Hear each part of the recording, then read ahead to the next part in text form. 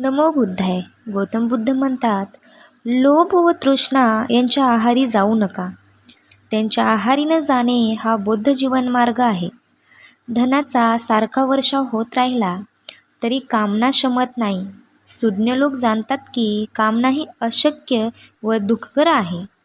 जो स्वलोकींच्या कामभोगातही आनंद मानित नाही, जो तृष्णेचा क्षय करण्यास सदैव रत असतो, तो सम्यक संबुद्धांचा शिष्य होय.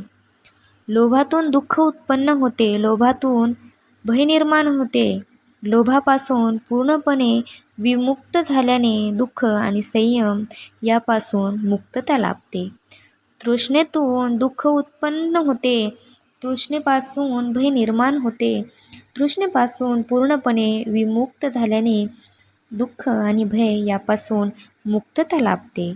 जो जीवनाचे खरे ध्येय विसरून कामभोगाच्या मागे लागतो आणि अहंकारी बनतो, तो ध्यानचिंतनात काळ व्यतीत करण्याचा द्वेष करू लागतो.